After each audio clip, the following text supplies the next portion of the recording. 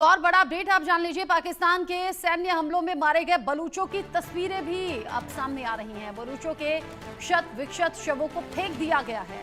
यहां संजवी हरनई में बलूच बंधकों के 4 और शव बरामद किए गए हैं। शवों पर खाली AK-47 बलूच झंडा रखा गया है।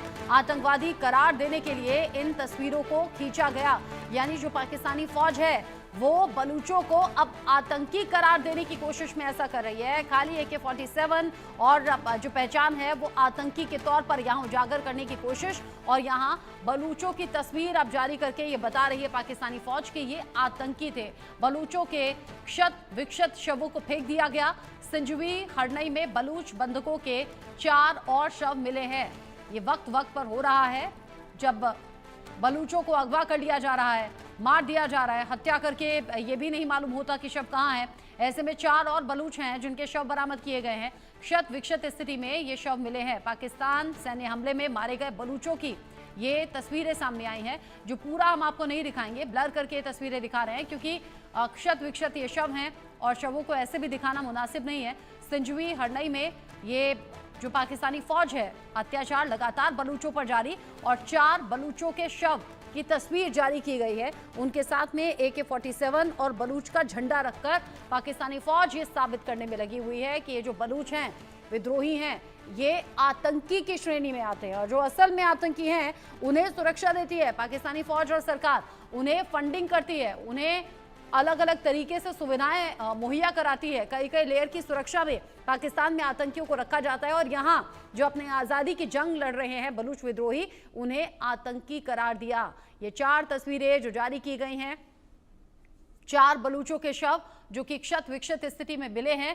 खाली AK-47 और बलूचों का जो झंडा है, बलूच का झंडा, वो इनके पास में रख दिया गया, और तस्वीर जारी करके ये संदेश देने की कोशिश है पाकिस्तानी फौज की कि ये आतंकी हैं, यानी कि आतंकी करार दिया गया है। पाकिस्तानी सेना भी एक के बाद एक हमले झेल रही है, क्योंकि बलूचों ने सीधे तौर पर कह दिया है कि अब फौज यहां टिक नहीं सकती। फौज जिस तरीके से जुल्म ढा रही थी, अब उस पर बलूच विद्रोही जब जवाब देते हुए हमले कर रहे हैं, पाकिस्तानी फौज को भी बड़ा नुकसान।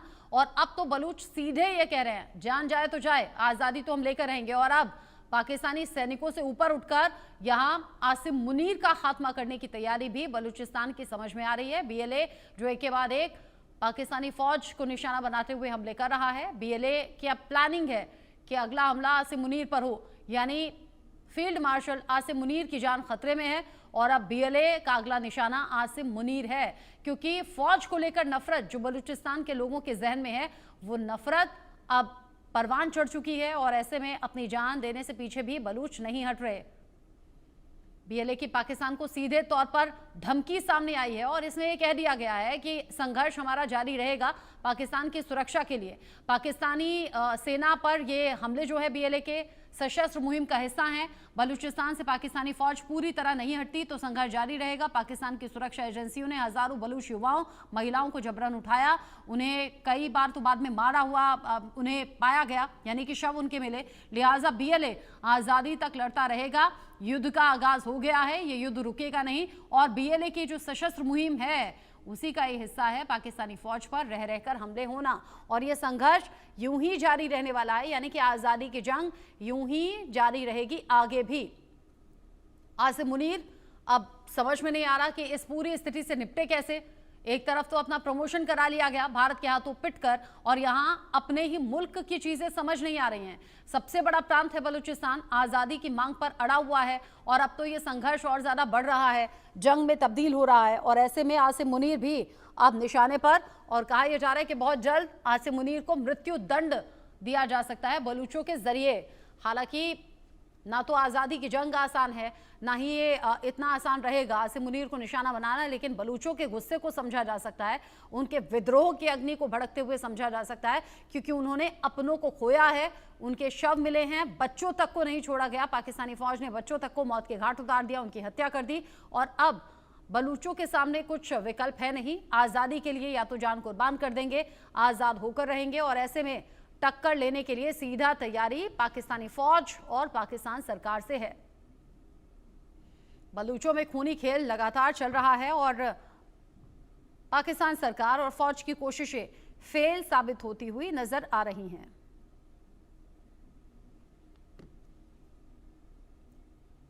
क्या बलूचिस्तान वाकई पाकिस्तान के हाथों से फिसल गया है या फिसलने वाला है?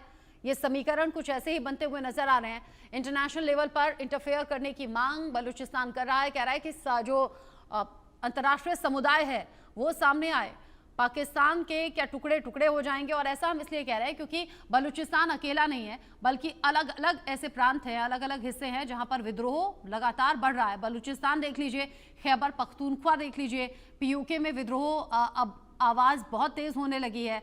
पाकिस्तान का पंजाब देख लीजिए या फिर सिंध देख लीजिए, वहां जो हालात हैं, एक्सपर्ट तो ये भी कहते हैं बलूचिस्तान अलग होगा, खैबर पख्तूनख्वा अलग होगा, सिंधिस्तान भी अलग बन जाएगा। और जो हालात हैं यहाँ पाकिस्तान के 4 से 5 टुकड़े होगा, यहाँ सीधे तौर पर टुकड़े होते हुए पाकिस्तान के नजर आ रहे हैं।